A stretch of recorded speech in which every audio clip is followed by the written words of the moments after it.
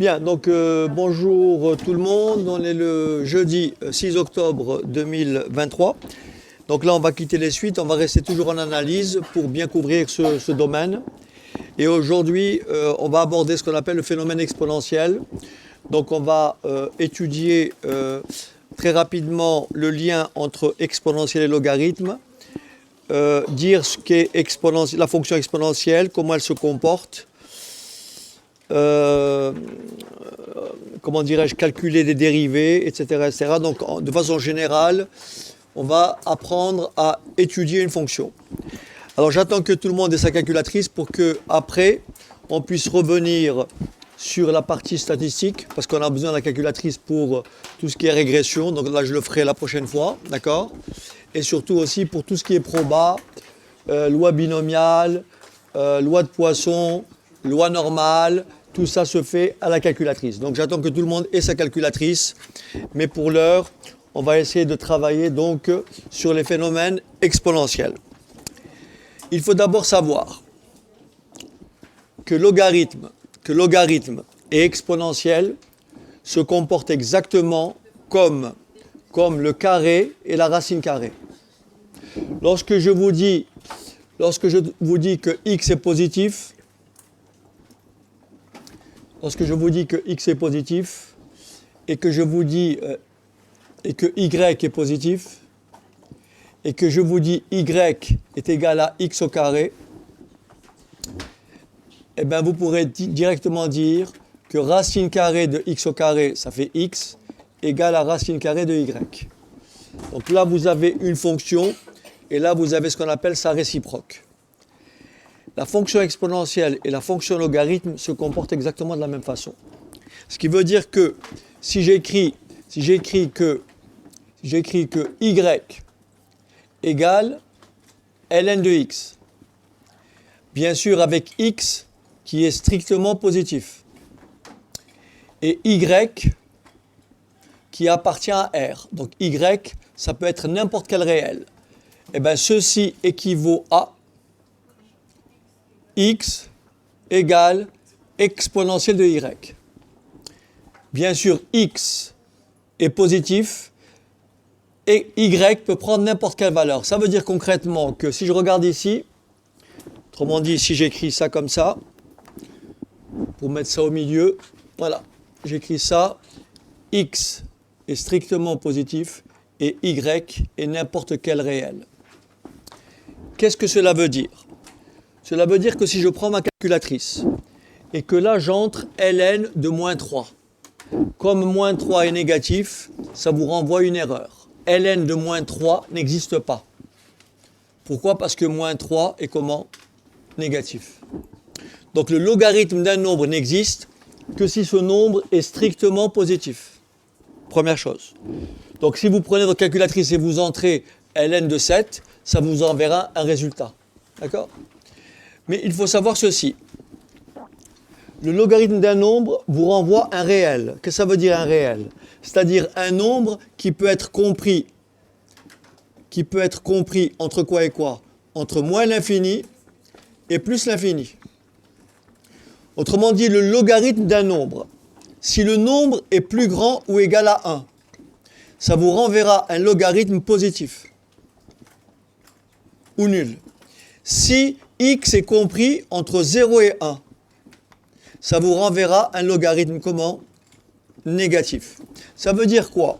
Si vous prenez votre calculatrice et si vous entrez ln de 7,55, ça vous renverra un nombre positif parce que 7,55 est plus grand que 1. Mais si vous prenez votre calculatrice et vous entrez ln de 0,7, ça vous renverra un nombre comment ? Négatif. Là, je suis en train de vous donner ce qu'on appelle la fiche, l'essentiel qu'il faut savoir pour pouvoir aborder l'épreuve. Mais vous allez voir que, en fait, ce qui est attendu, c'est relativement simple. Mais je ne peux pas commencer directement sans avoir préalablement planté le décor. Il faut que je vous dise à quoi correspond ceci et cela. Donc, je vous laisse noter ça déjà pour commencer. Ça, c'est très important. J'essaie de synthétiser au maximum, hein, d'accord ? Mais comme d'habitude, hein, vous ne comprenez pas, vous me le dites. Vous ne comprenez pas, vous m'arrêtez. pourquoi cette notion est importante. Admettons que vous ayez à résoudre une inéquation. Je vais vous donner deux types d'inéquations. Admettons que vous ayez à résoudre cette inéquation. Regardez bien. Regardez bien. X ln de 7 moins 8 égale 0. Plus grand ou égal à 0. Par exemple, je veux résoudre cette inéquation. Vous me suivez? Je dois isoler x. Je me débarrasse du moins 8. Je rajoute plus 8. Autrement dit, je prends le moins 8, ça devient plus 8 de l'autre côté. C'est bon ou pas? Ça me donne donc x ln de 7 est plus grand ou égal à 8. Est-ce que vous me suivez jusque-là? Maintenant, pour trouver x, c'est ça qui est très important. Pour trouver x, il faut diviser de chaque côté par combien? ln de 7. Mais vous dites, ln de 7, il est comment? Il est positif. Ça veut dire que le sens qui est là ne change pas. Donc j'aurai quoi? X plus grand ou égal à 8 sur ln de 7. Maintenant, je prends une autre inéquation. Et j'écris x ln de 0,3 moins 8 est plus grand que 0. Donc je rajoute plus 8 de chaque côté. Autrement dit, je prends le moins 8 et je le passe dans l'autre membre. Il change de signe. Ce qui va me donner quoi? X ln de 0,3 est plus grand que 8. Et maintenant, faites attention. Il faut absolument savoir que ln de 0,3 est comment? Négatif.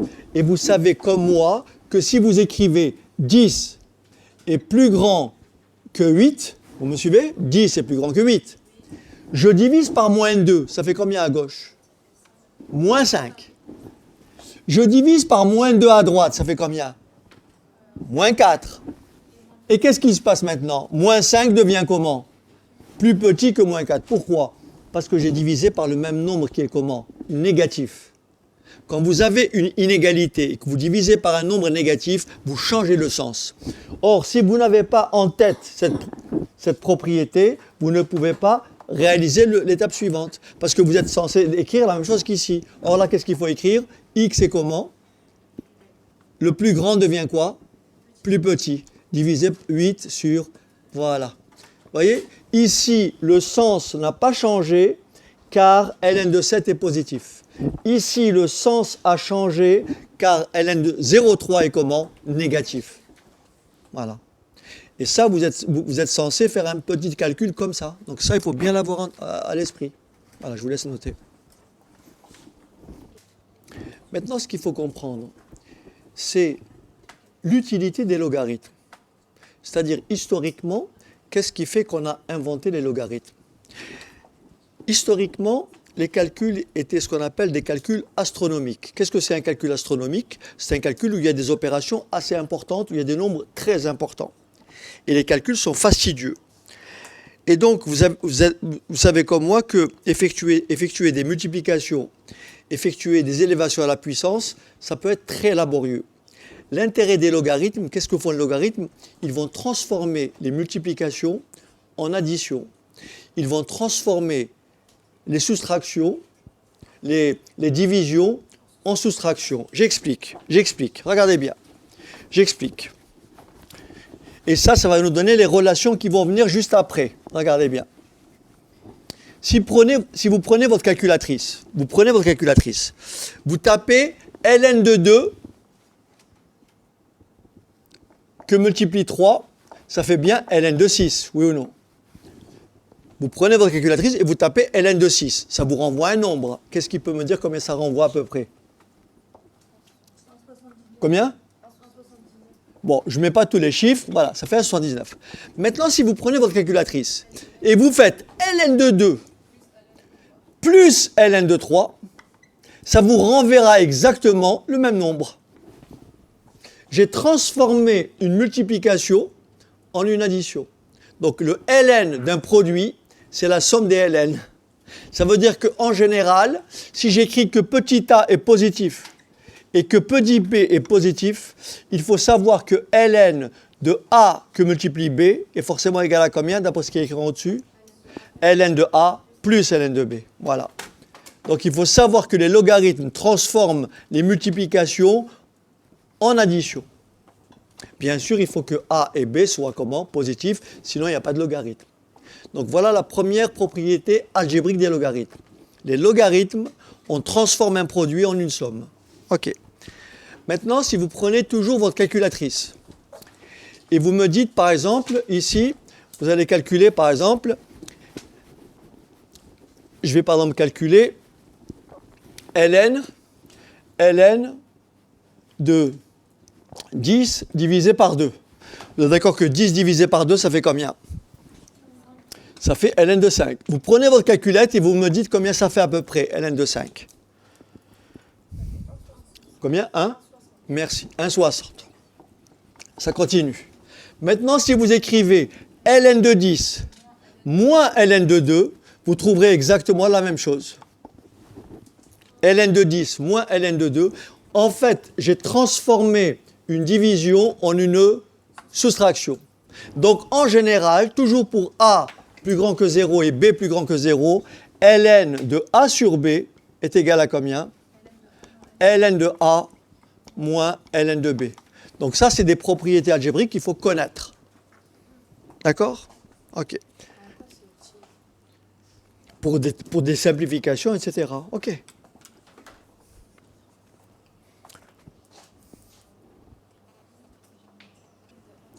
Alors maintenant, regardez bien ici. Je vais écrire, écoutez-moi bien. Je vais ici, si j'écris ln de A que multiplie A que multiplie A. Admettons que je prenne 3 facteurs.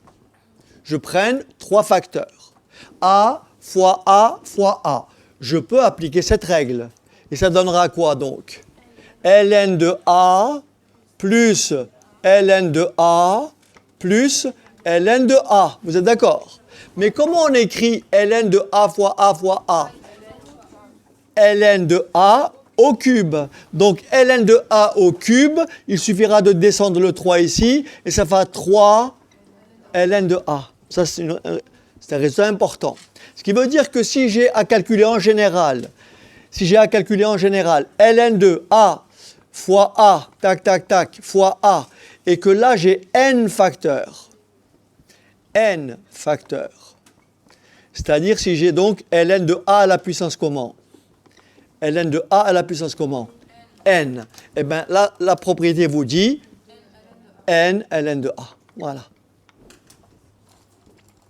Voilà une dernière propriété algébrique des logarithmes. Ça, quand vous avez des suites, c'est très important.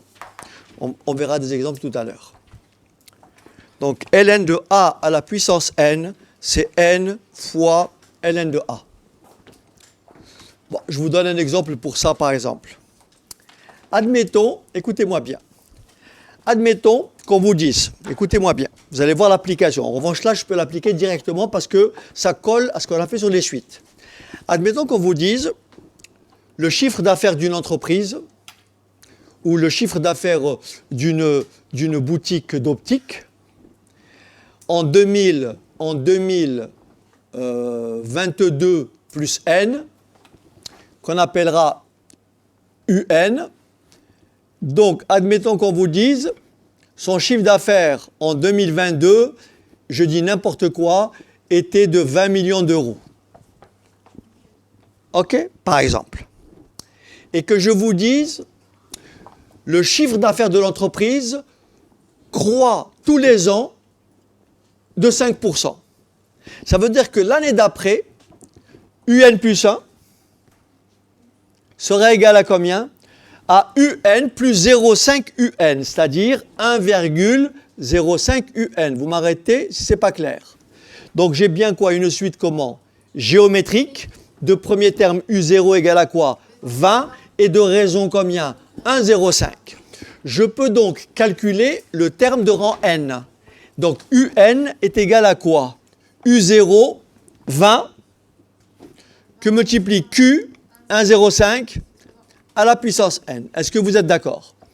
Donc si on vous dit quel sera son chiffre d'affaires en 2023, puisque là c'est 2022, ben, en 2023 je remplace n par 1. En 2024, je remplace n par 2. En 2025, je remplace n par 3, etc. Est-ce que c'est bon? Pardon? J'ai dit que ça, c'est le chiffre d'affaires en 2022, d'accord, plus n. Donc ça, c'est le chiffre d'affaires en 2022. 2022. Donc en 2021, 2023, ça sera, n sera égal à 1. Et en 2024, n égale 2, etc. OK. Maintenant, je vais vous poser la question. Regardez bien. Au bout de combien d'années,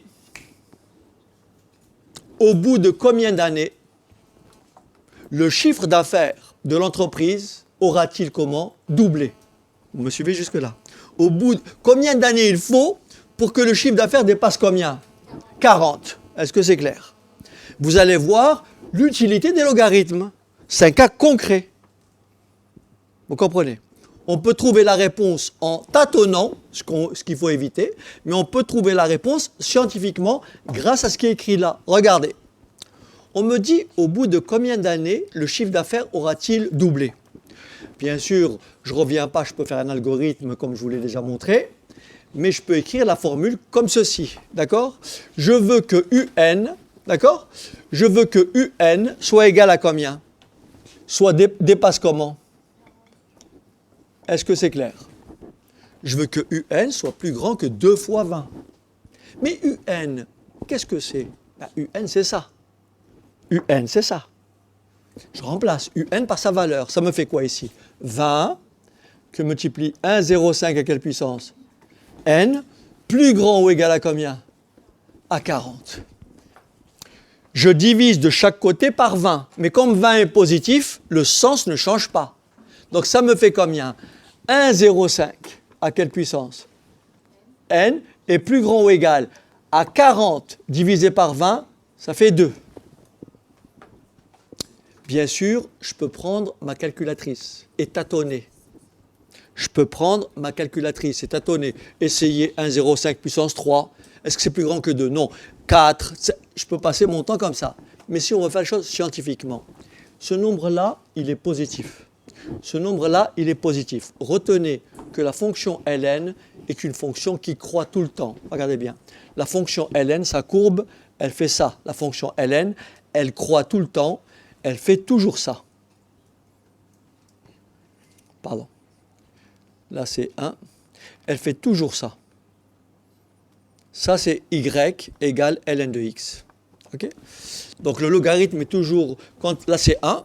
Entre 0 et 1, c'est négatif. Et après 1, c'est positif. D'accord? Et cette fonction est toujours croissante. Quand vous prenez ce nombre-là, son image, elle est là, petit a. Si vous prenez un nombre petit b qui est plus grand, ben son image est plus grande. On dit que la fonction croît. Donc ici, qu'est-ce que je vais faire? Je vais écrire ln de 1,05. ln de 1,05 exposant n est plus grand ou égal à quoi? ln de 2. Et grâce à cette propriété, je vais pouvoir remplacer quoi? ln de 1,05 à la puissance n par quoi? Je vais descendre le n en appliquant cette règle. Ça fera donc n ln de 1,05. Est-ce que vous me suivez? Plus grand ou égal à 2. Et maintenant, vous allez diviser les deux membres par combien? Par ln de 1,05. Et vous vous posez la question, est-ce que ln de 1,05 est positif ou négatif? Si vous hésitez, vous prenez votre calculatrice, vous tapez ln de 1,05 et vous voyez que ce sera comment? Positif parce que 1,05 est plus grand que 1. Donc le sens ne change pas. Donc j'écris, écoutez-moi bien, n est plus grand ou égal à ln de 2 divisé par ln de 1,05. Je prends ma calculatrice. Si quelqu'un peut me dire combien ça fait le rapport. Si vous prenez votre calculatrice, vous me dites combien ça fait ln de 2 sur ln de 1,05. 14,21. Ça veut dire qu'il faut au minimum combien d'années? Il faut au minimum 15 années pour que le chiffre d'affaires double. Vérifions. Si vous mettez ici 20, si vous mettez 20 fois 1, ou plutôt ici, si vous mettez ici, si vous mettez 1,05 à la puissance 14, vous allez trouver un nombre qui est plus petit que 2. Mais si vous mettez 1,05 à la puissance 15, vous êtes sûr de trouver un nombre qui est plus grand que 2. Est-ce que c'est bon? Donc, le chiffre d'affaires de l'entreprise va doubler au bout de combien de temps? De 15 ans. Et ça, c'est grâce au logarithme que vous pouvez trouver cette réponse. Voilà une application directe. Est-ce que vous voulez que je reprenne ou ça va? Maintenant, on va se placer dans le cas, admettons, qu'on ait une immobilisation qui vaut au départ 20 millions ou 20 000 euros, cette immobilisation. Admettons que tous les ans, vous me suivez, tous les ans, elle perd 30% de sa valeur. C'est beaucoup 30%. Admettons qu'elle perde 10% de sa valeur tous les ans. Tous les ans, l'année d'après, elle vaudra 20 moins 2. Vous me suivez ou pas? D'accord? La question que je pose, au bout de combien d'années elle vaudra moins de la moitié? C'est-à-dire moins de combien? Moins de 10. Je répète. L'immobilisation, elle est dépréciée tous les ans, elle perd tous les ans 10% de sa valeur. Si j'appelle U0, si j'appelle V0 20, Vn plus 1, sa valeur l'année d'après, c'est ce qu'elle valait l'année d'avant, Vn, que multiplie combien? 0,9. Ça, je vous l'ai expliqué. Quelque chose qui baisse de 10%, le coefficient multiplicateur, c'est 0,9. Ça, c'est une suite comment? Géométrique de raison combien? 0,9. Est-ce que vous êtes d'accord que la valeur du bien au bout de n années sera égale à V0, 20, que multiplie 0,9 à la puissance combien? N. Je vous dis au bout de combien d'années cette immobilisation vaudra moins de la moitié. Ou même, on va dire, je vais dire au bout de combien d'années elle sera inférieure, on va dire, à 5 milliers d'euros. D'accord? À 5 000 euros. OK? J'écris donc Vn, vous me suivez ou pas? Plus petit que combien? Que 5. Ça va jusque-là. J'écris donc Vn, je remplace 20 que multiplie 0,9 à la puissance n est plus petit que 5. Je divise par 20 de chaque côté, mais comme 20 est positif, le sens ne change pas. Ça me fait donc 0,9 à la puissance n plus petit que 5 divisé par 20. 5 divisé par 20, ça fait 1 quart. Et 1 quart, ça fait 0 combien? 0,25. Et il faut résoudre cette inéquation. De nouveau, once again, je vais passer par les logarithmes. Qu'est-ce que je vais écrire ici? Je vais écrire que ln de 0,9 à la puissance comment? N est plus petit que combien? ln de 0 combien? 0,25. J'applique ma règle. C'est quoi ln de 0,9 à la puissance n? Je descends le n, ça me fait donc n ln de 0,9. Et maintenant, j'en arrive à la question précédente. Rappelez-vous, on va diviser les deux membres par combien? Par ln de 0,9. Mais ln de 0,9 est de quel signe? Il est négatif. Et qu'est-ce qu'on va faire au sens? On va le changer. Voyez? Donc si vous n'avez pas cette disposition, vous passez à côté. Donc là, ça fait n est plus grand que ln de 0,25 divisé par ln de 0,9. Puisque là, c'est moins, là, ça va être moins, et moins par moins, ça fait quoi? Plus. Et qui peut me dire combien ça fait? ln de 0,25 divisé par ln de 0,9.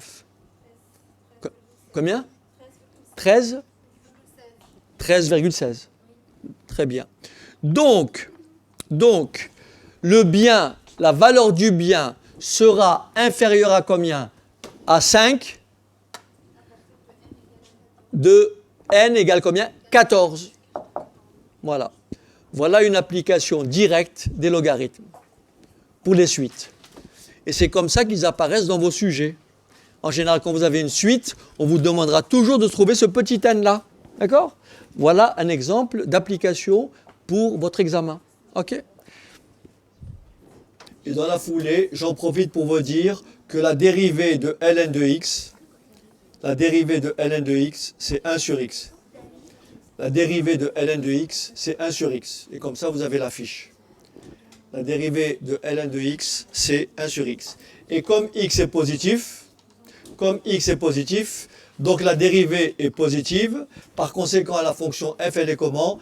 Ln, elle est strictement croissante. La fonction ln est strictement croissante. La fonction ln est strictement croissante. Ça veut dire quoi? Ça veut dire que ln de 1,7 est forcément plus petit que ln de 2,3. Pourquoi? Parce que 1,7 est plus petit que 2,3. Ok. Maintenant, on va passer à la fonction exponentielle. Je réécris ce que j'ai écrit tout à l'heure.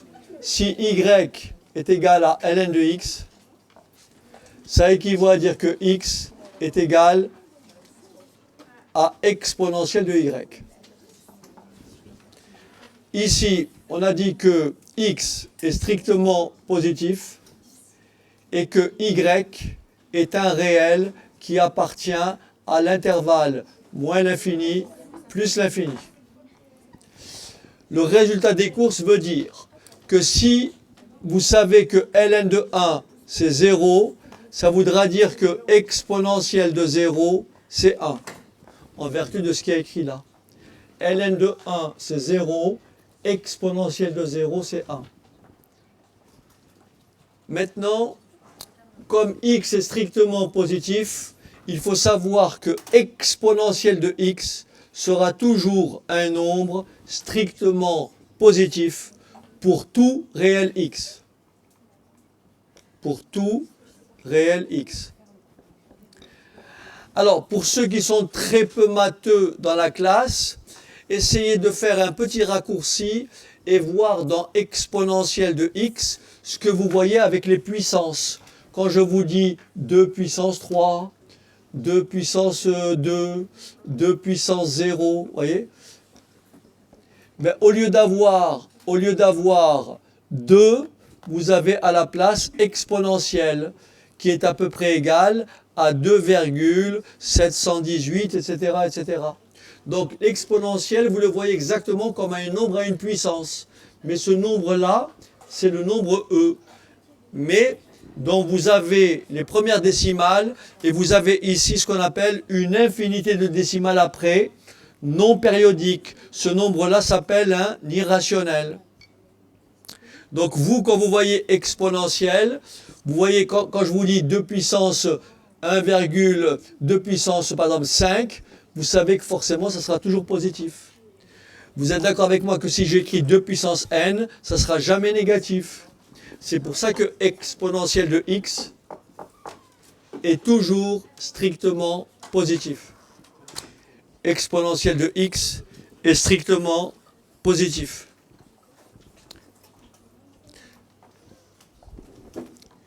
Admettons, et ça revient souvent dans vos exercices, admettons que vous ayez à résoudre cette équation. Écoutez-moi bien. Admettons que vous ayez à résoudre cette équation. 3 exponentielle de x moins 15 égale 0. Il faut bien me suivre. Comment je fais pour résoudre cette équation? J'écris déjà 3 exponentielle de x égale à quoi? 15. Ensuite, je divise par 3 les deux membres, n'est-ce pas? Ce qui va vous donner combien? Exponentielle de x égale à 15 divisé par 3, ça fait combien? Ça fait 5. Attention. Et c'est là où vous allez appliquer la réciprocité. Voilà. Donc là, vous allez écrire que x est égal à combien? Voilà comment on résout une équation dans laquelle il y a des exponentielles. Est-ce que ça va? Voilà, c'est tout simple. Et vous ne pouvez résoudre ça que si vous savez quel est le lien entre ln et expo. C'est très très important. Maintenant, ça c'est une inéquation. Je peux résoudre une équation. Je peux avoir à résoudre une inéquation. Si j'ai à résoudre l'inéquation suivante, 2 exponentielle de x moins 8 est plus grand que 0, ça me fera donc combien?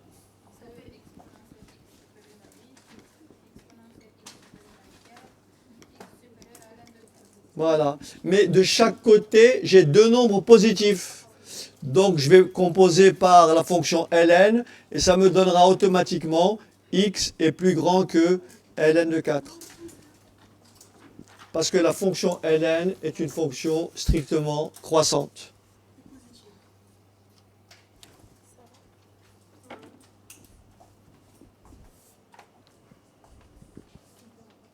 Alors, comme pour la fonction ln, nous avons ce qu'on appelle les propriétés algébriques de exponentielle. Exponentielle de x se comporte comme si c'était, on dit quand j'écris 2x, je peux dire exponentielle à la base 2 de x. Quand j'écris 3 puissance x, je peux dire exponentielle à la base 3 de x. Donc, quand j'écris ça, c'est exponentielle à la base e de x. Et là, c'est le logarithme à la base e, qu'on appelle le logarithme comment? Népérien. D'accord? Donc, ce que vous manipulez avec les puissances, quand vous faites petit a à la puissance, quand vous faites 2 puissance 3 que multiplie 2 puissance 5, ça fait 2 puissance combien?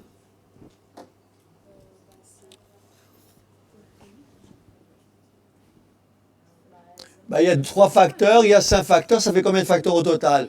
3 plus 5, donc ça fait 2 exposant 8. Est-ce que ça va? Ici, c'est pareil. Si vous faites exponentielle de x que multiplie exponentielle de y, ça fait combien? Voilà, ça fait exponentielle de x plus y, exactement comme ça. D'accord? Pareil, comme pour les puissances. Sauf que là, c'est la base 2, là, c'est la base e. Ensuite, lorsque vous faites 2 puissance 3 à la puissance 5, ça ferait combien? Voilà, parce que c'est 2 puissance 3 fois 2 puissance 3 fois 2 puissance 3 fois... Donc c'est 3 plus 3 plus 3 plus 3. Combien de fois 3? 5 fois. Donc c'est 2 puissance 3 fois 5. Donc si vous avez exponentielle de x à la puissance n, ça sera quoi? Voilà. Ça veut dire que si vous avez exponentielle de x à la puissance 4, vous pouvez écrire exponentielle de 4x, c'est la même chose. Ok.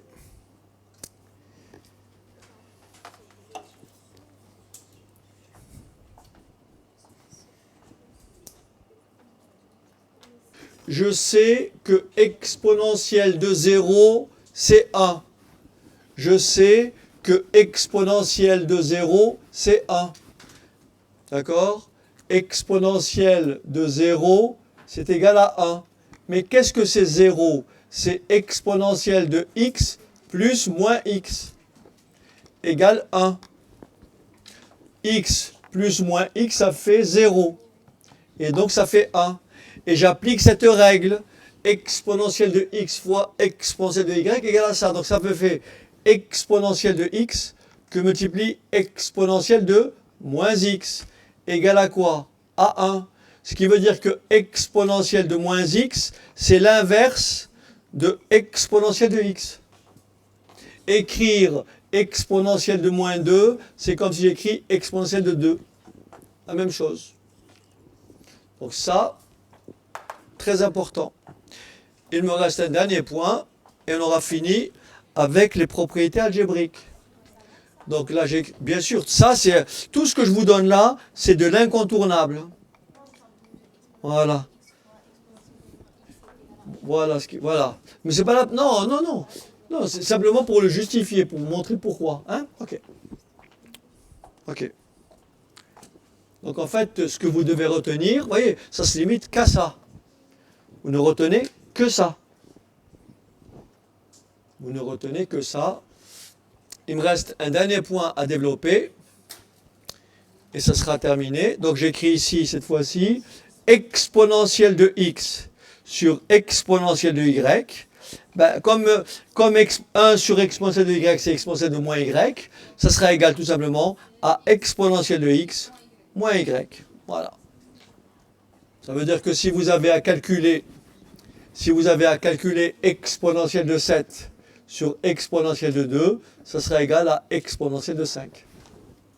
Si vous avez à calculer exponentielle de 3 sur exponentielle de 4, ça sera exponentielle de 3 moins 4, ça sera exponentielle de moins 1, ou 1 sur exponentielle de 1. C'est comme vous voulez. Voilà. Et enfin, the last point, la dérivée de la fonction exponentielle, c'est tout simplement exponentielle de x. La fonction qui dérivée vous donne elle-même, c'est la fonction expo. Voilà. Voilà ce qu'il faut savoir. Et maintenant, on va pouvoir passer peut-être à nos applications. Alors, pour faire l'exercice, regardez bien. L'exo, on me demande, on a une fonction. Regardez les étapes. On a une fonction. On me demande 1, d'accord, d'étudier le sens de variation de la fonction. Pour étudier le sens de variation d'une fonction, il faut calculer la dérivée de cette fonction. La dérivée. Si la dérivée est positive sur un intervalle, vous direz que la fonction est comment? Strictement croissante. Non, strictement croissante. Si la dérivée est négative sur un intervalle, vous direz que la fonction est strictement comment? Décroissante.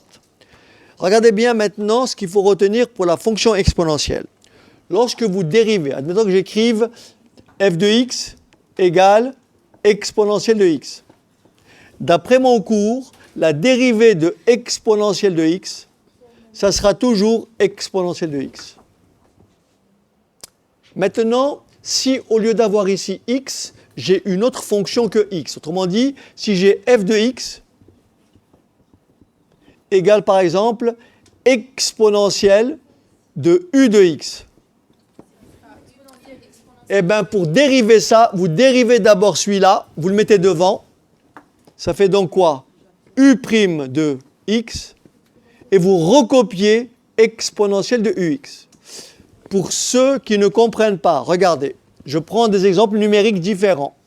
J'écris par exemple f de x égale exponentielle de 7x. Je vais donc dériver. Je dis quelle est la dérivée de 7x? C'est 7. La dérivée de x est 1. La dérivée de 7 fois x, c'est 7. Donc ça me fait 7 exponentielle de 7x. Est-ce que ça va?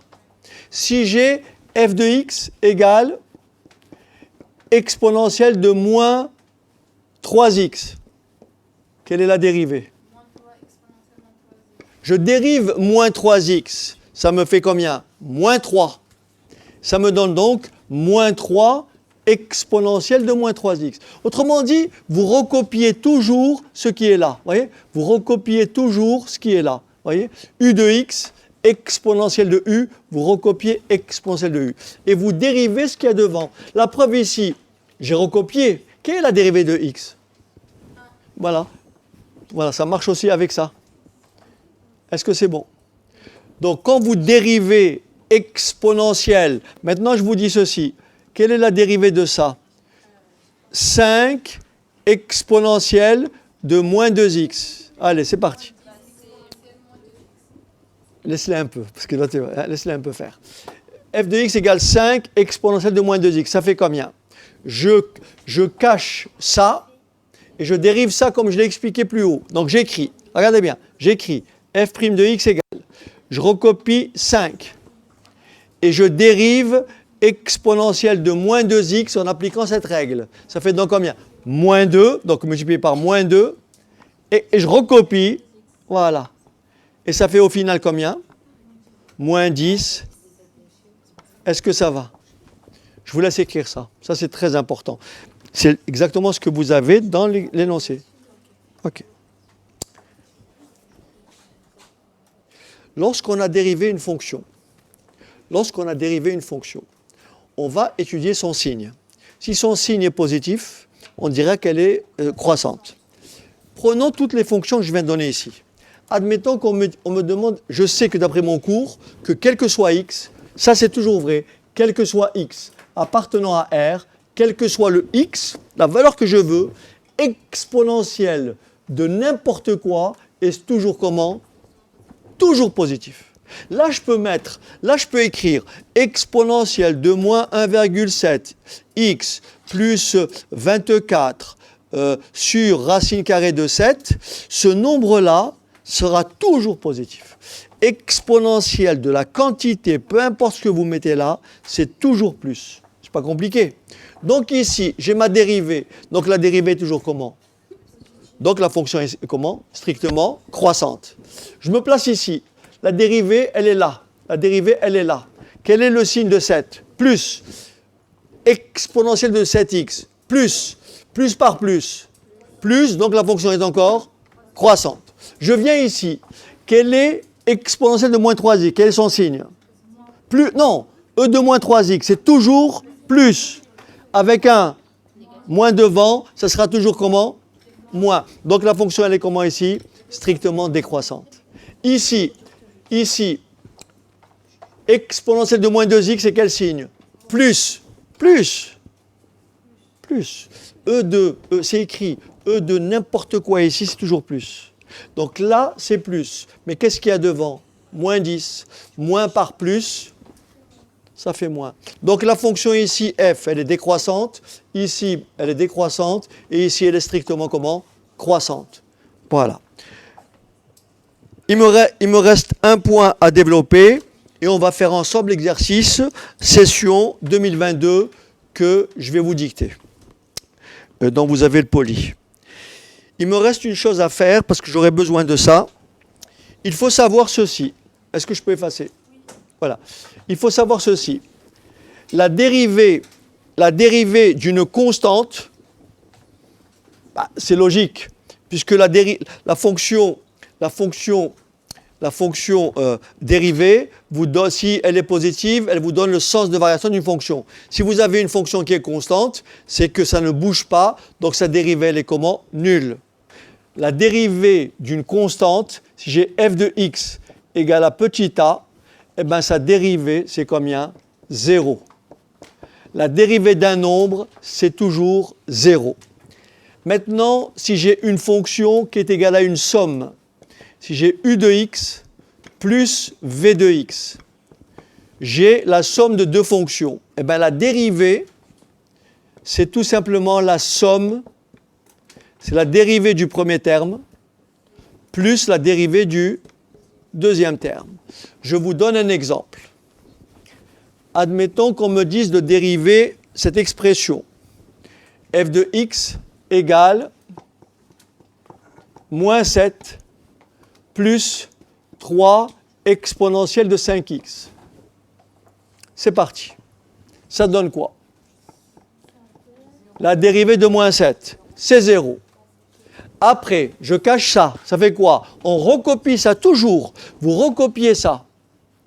Vous recopiez toujours E de 5x. Et vous dites, je dérive E de 5x. Je mets un 5 devant. Mais comme j'ai déjà un 3, ça fera 3 fois 5. Donc ça fait 3 fois 5. Et ça fait résultat quoi? 15.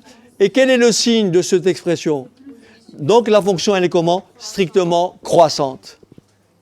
Ça veut dire que si je fais un tableau de variation, qu'est-ce que je vais indiquer? Je vais mettre x qui va aller de moins l'infini à plus l'infini. Vous me suivez ou pas? Là, je vais écrire ma dérivée f' de x. Là, je vais écrire ma dérivée toujours comment? Positive. Et là, je vais écrire les variations de f. Variation de f. Et f, on a dit, elle est strictement croissante. Il faut savoir tout de suite que quand vous retenez de façon mnémotechnique, exponentielle de moins l'infini, ça tend toujours vers 0. Et exponentielle de plus l'infini, ça tend toujours vers plus l'infini. Donc je remplace ici par moins l'infini. Là, ça fait 0. Et donc là, ça fait combien? Moins 7. Je remplace par plus l'infini, moins 7, ça fera plus l'infini. Et vous voyez bien qu'elle croît de moins 7 a plus l'infini. Voilà ce qui est attendu de vous et on va continuer avec l'exemple après. Je vous propose de faire l'exercice qui dit ceci. On considère la fonction f, attention, elle est définie sur quel intervalle? De 0 à plus, la fonction f, elle est définie de 0 à plus l'infini. J'écris donc, alors ça c'est la session 2022, BTS-OL, session 2022. On me donne la fonction f qui est définie sur l'intervalle 0 plus l'infini. Donc j'ai écrit le domaine de définition, le domaine d'étude, c'est l'intervalle de 0 à plus l'infini. Et on me dit que la fonction f, elle est définie par f de x égale, alors f de x égale 375 plus 619 exponentielle de moins 0,12. Attention, là, je vais changer un petit peu. En fait, ils ont pris la variable comment? T. Moi, je vais prendre la variable x. Mais je peux prendre t pour vous habituer. Allez, je vais écrire f de t. Et donc, ça fait 619 exponentielle de combien? 0,12 t. La variable, ce n'est pas x, mais t. C'est la même chose. OK? On me dit ceci. On admet que f est une fonction dérivable sur l'intervalle 0 plus l'infini et on note f', sa fonction dérivée. Question, démontrer que pour tout réel t de l'intervalle 0 plus l'infini, on me dit de démontrer que f' de t, est égal à moins 74,28 exponentielle de moins 0,12 t. Voilà. Si on veut rédiger un tout petit peu, parce qu'on vous donne la réponse, donc il faut quand même montrer les étapes. Oui, parce que vous n'allez pas dire oui, c'est vrai. Hein? Vous n'allez pas dire oui, c'est vrai. C'est dommage. À la limite, il aurait été préférable qu'il ne donne pas la réponse et que vous la trouviez vous-même. À la limite, voilà. Mais on me donne la réponse, il faut donc justifier que la dérivée de ça, c'est ça. Donc vous dites, on sait que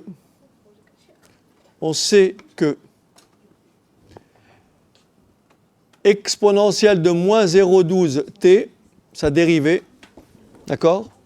C'est combien? C'est moins 0,12 exponentielle de moins 0,12 t. Est-ce que vous êtes d'accord? J'applique ce qu'on a dit tout à l'heure. Donc, la dérivée de 619 exponentielle de moins 0,12 t est égale à combien? À 619 que multiplie combien? Moins 0,12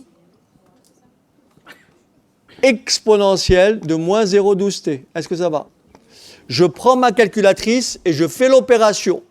Et en faisant l'opération, sauf erreur, on doit trouver moins 74,28. Est-ce que c'est bon?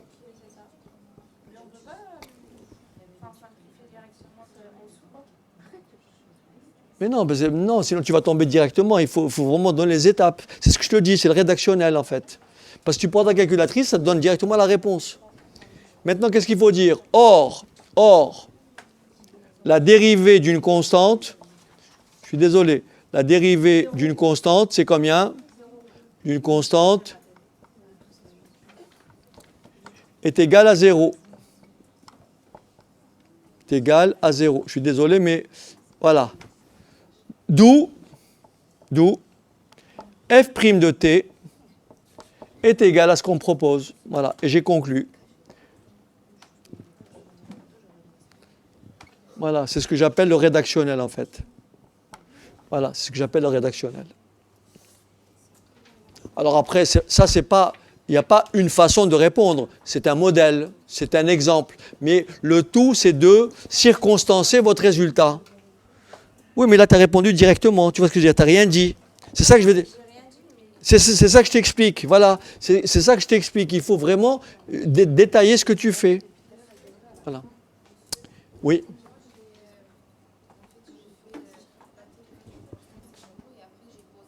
Je vais maintenant vous donner une réponse beaucoup plus mathématique en termes de rédaction. Regardez comment vous faites. Regardez comment vous faites pour justifier. Vous dites, posons.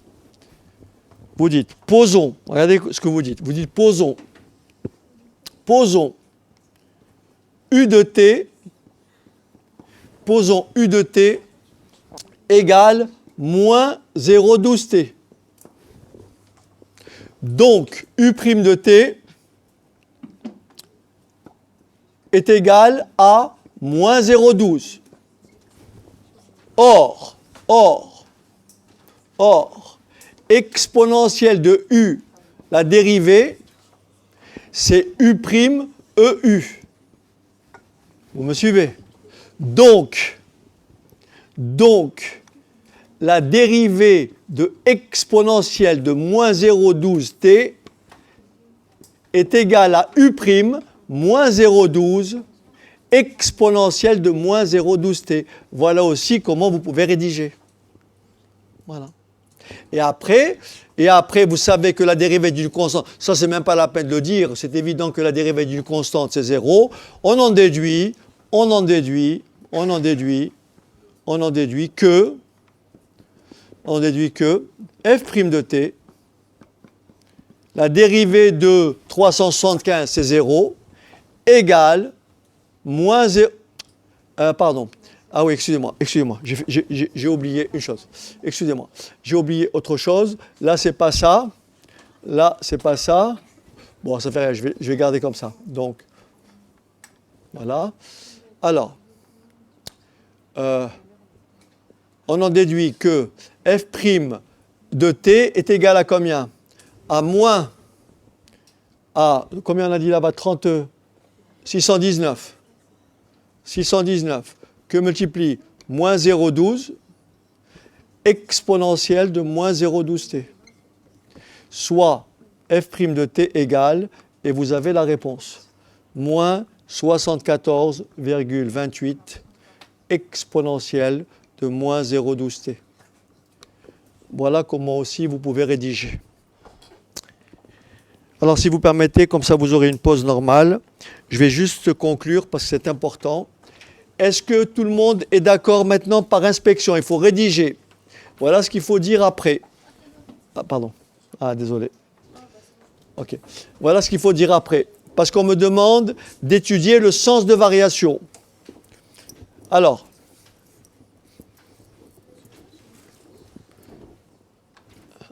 Je finis. Oui, vas-y.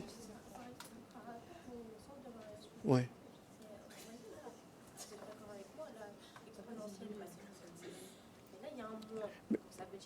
Oui, mais c'est ce que je fais. Mais c'est ce que je vais rédiger, je n'ai pas encore fait. Je vais répondre maintenant. Attendez, je n'ai pas fini. Là, j'ai simplement calculé la dérivée, je n'ai pas répondu à la question. Je passe maintenant au sens de variation. OK.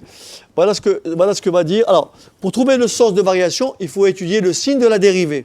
Donc, voilà ce qu'on va dire. On sait que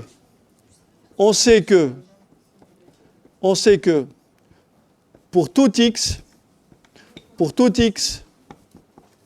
de l'intervalle de 0 plus l'infini, exponentielle de combien? De moins 0,12t, est strictement comment? Positif. On en déduit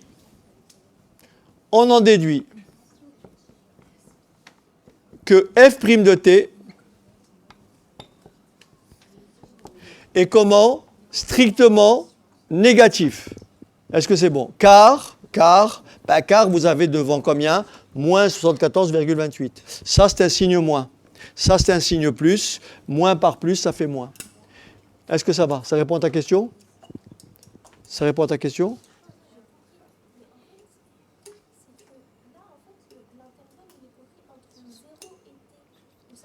Zéro et t. Pas 0. Oui? Non.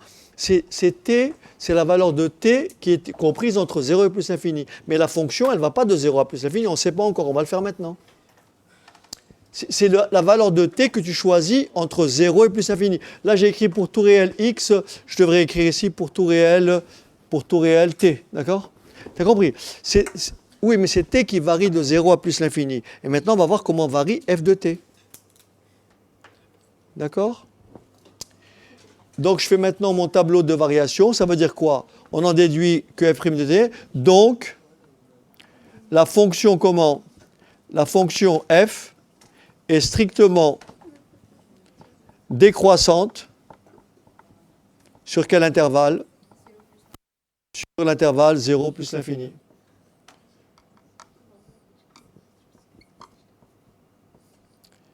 J'aurai l'occasion de revenir sur les limites. Je finis juste l'exercice pour être complet. Donc là, j'efface ici. Voilà ce qu'il faut savoir. F de 0, je remplace par 0. Ça fait 375 plus 619 exponentielle de 0. On a dit que ça faisait combien? 1. Donc combien ça fait 375 plus 619? Combien? 994? 994. OK. Maintenant, pour la limite, regardez bien. La limite de exponentielle de moins 0,12 t lorsque t tend vers plus l'infini, cette limite-là, ça fait 0. Donc là, ça fait 0. D'où la limite de f de t lorsque t tend vers plus l'infini, cette limite-là, c'est 375. Et maintenant, je vais pouvoir faire mon tableau de variation. Et donc, je vais pouvoir faire mon tableau de variation et je vais le compléter. Voilà. Je vais écrire après, il en résulte le tableau de variation suivant. Le tableau de variation suivant. On y va. Dans mon tableau de variation, je vais aller de 0 à plus l'infini. Ma dérivée, on a vu qu'elle était toujours comment? Négative. La fonction, elle est comment? Strictement comment? Décroissante. En 0, j'ai trouvé combien? 994. Et en plus l'infini, j'ai trouvé combien? 375. Et vous voyez bien que la fonction décroît de 994 à 375. Voilà. Je vous dis à la semaine prochaine.